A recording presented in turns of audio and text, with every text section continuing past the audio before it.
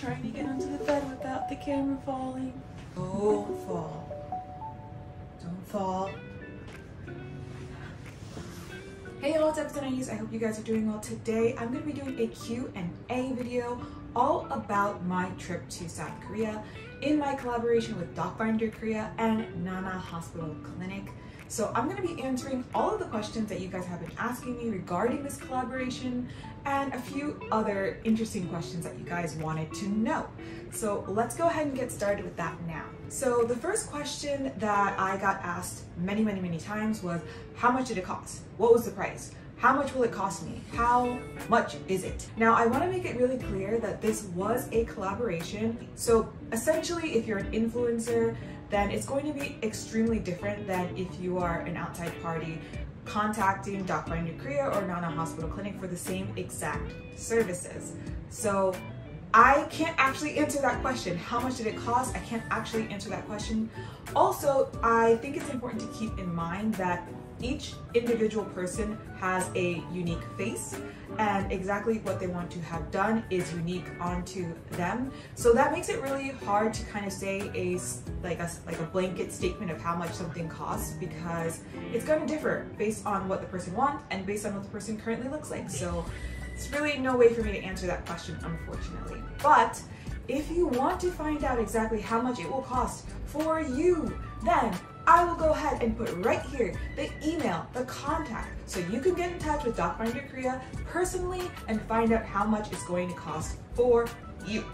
All right, the second question that I got asked a lot was, we want to find out what the name of the doctor is. Who was the name of the surgeon who worked on you? Because we want to research them and find out if this is the right doctor for me. So if you guys don't know about like South Korea and plastic surgery, there are tons of forums out there where people are discussing their experiences with the surgeons. So that way people can kind of, it's like doing like a Yelp review essentially, or doing like an Amazon review of a service. So there's a lot of forums out there that kind of discuss which doctors are best and which hospitals are worse and where you should go and where you should avoid. So people want to know who the doctor is that I worked with. I only worked with one doctor throughout this entire collaboration, and the doctor's name at Nana Hospital Clinic is Dr. Kim Hyung-jun. I had an amazing experience with Dr. Kim Hyung-jun. He was so nice, so pleasant, so down to earth. He made sure that I knew what was realistic, what was feasible, what could actually be done, as opposed to like a fantasy of what I wanted. So he kind of made sure that those two could meet in the middle, like the fantasy with the reality could meet into the middle and create a little miracle for yourself. So that's essentially what the entire process felt like working with Dr. Kim Hyung-jun. It was really great, and I definitely recommend him. I would say 10 out of 10. Yes. The third question that I got asked a lot was whether it was painful or not. Did it hurt a lot? Were you able to even walk around? Could you eat? So essentially, I want to give you guys the breakdown of that. Currently, I am 3 months post-op. So when I first came out of that entire procedure, I felt and looked very different than I do right now. When I first came out of it, it was hard for me to move my mouth. It was hard for me to speak. Obviously, it didn't actually hurt. There wasn't actually any pain. If anything, there was more like soreness and stiffness in my jaw. And also I had like packing in my nose. But honestly, there was no pain. Like I don't know what to tell you guys. Like I didn't really have pain.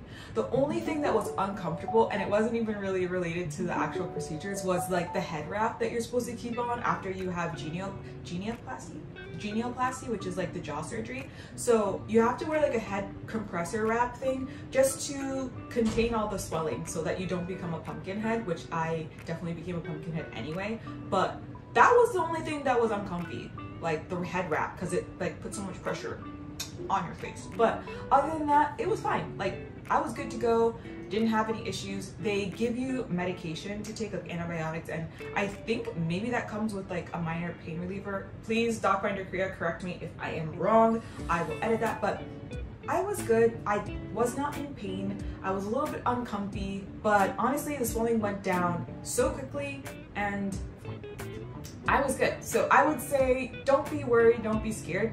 At least from my experience, if you go to the same place and you work with the same doctor, you'll more likely than not have the same result as me, which was like no pain, just a little bit uncomfy from the head wrap. So that's all I gotta say about that.